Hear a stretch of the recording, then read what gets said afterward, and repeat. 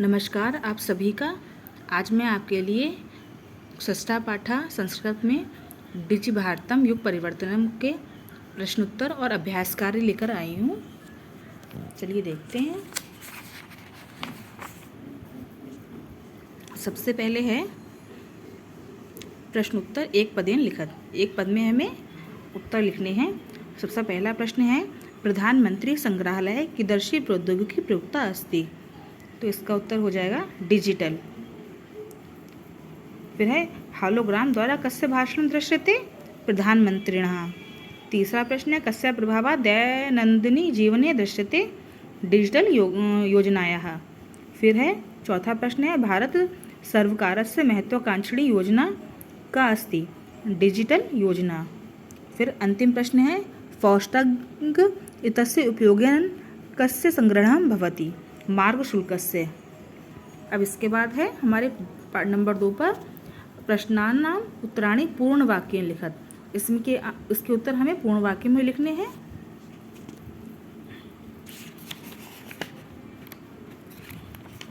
तो देखते हैं।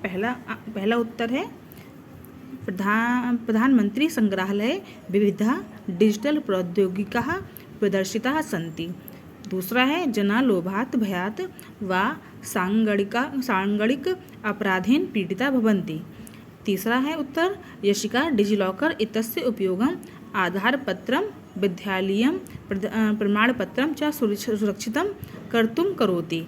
फिर है डिजिटल भारतस्य वित्तीय समावेशनस्य क्षेत्रे UPI रूपे कार्ड जनधन योजना इत्यादीनि बहूनि योजना सन्ति।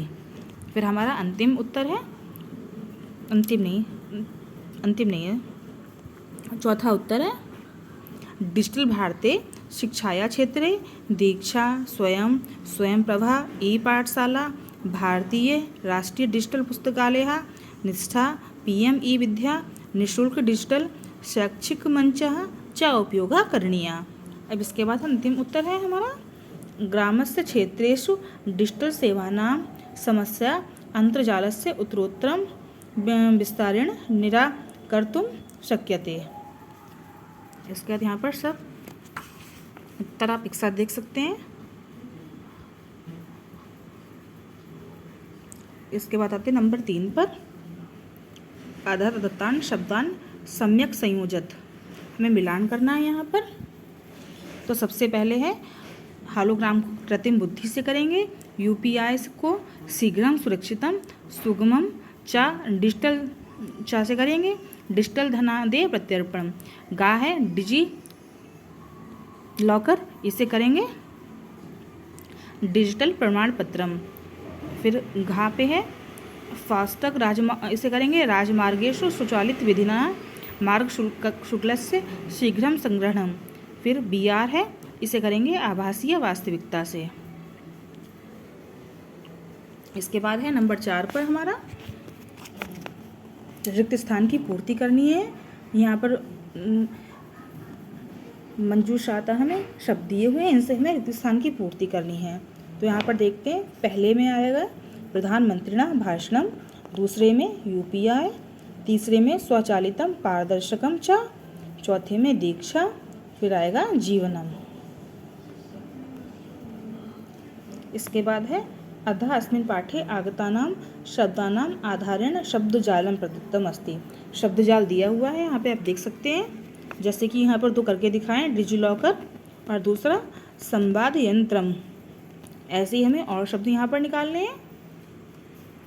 तो यहाँ पर देखिए आप, पहला डिजिलॉकर, संवाद यंत्रम, फिर है माईगव, UPI, डिजिटल। नंबर 6 पर है वर्धिता, हॉलोग्राम। फिर है 8 पे प्रौद्योगिकी। नंबर 9 पर फास्टैग, स्वयंप्रभा। फिर है अर्थव्यवस्था। फिर है कृत्रिम बुद्धि, विनिमय, राजमार्ग, PM किसान। 16 नंबर पर है शिक्षा। फिर है निष्ठा, विज्ञान, आभासीय, शासन, वाणिज्य। यहाँ पर आप सब एक साथ देख सकते हैं। इसके बाद है 2 भागों में विभाजित किया गया है।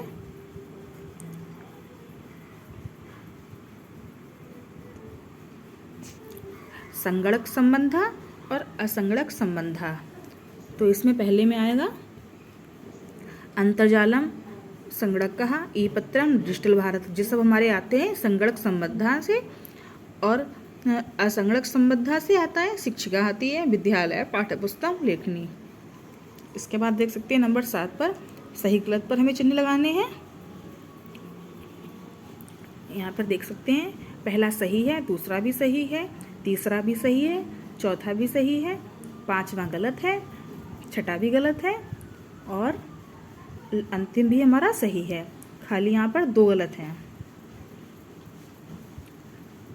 इसके बाद है हमें व्यवस्थित रूप में लिखना है। तो सबसे पहले संगणकम, फिर है सर्वकारः, विद्यालयः, डिजिलॉकर, सुशक्तम, फिर है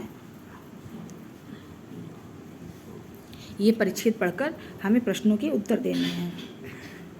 पहले से ध्यानपूर्वक पढ़ना है, फिर इसके उत्तर देने हैं। तो सबसे पहला है हमारा प्रश्न, अद्यतनम युगम कीदृशम अस्ति। ये युग कौन सा है? अद्यतनम युगम विज्ञान युगम अस्ति। फिर दूसरा है मानवः केषां साहाय्यं कार्याणि शीघ्रं कुर्वन्ति। मानवः अन्तर्जालस्य सचल दूरवाण्याः संगणकस्य च साहाय्येन शीघ्रं कार्याणि कुर्वन्ति। फिर है ग नंबर पर ई अधिगम प्रणाल्याः प्रयोगं के कुर्वन्ति। विद्यार्थिनः ई अधिगम प्रणाल्याः प्रयोगं कुर्वन्ति। यहाँ पर नंबर 9 हमारा होता है। इसके साथ ही ये पाठ समाप्त होता है। अगली वीडियो में फिर मिलेंगे पार्ट 7 लेकर। अगर आपको वीडियो पसंद आई हो तो इसे लाइक सब्सक्राइब करना ना भूलें। धन्यवाद।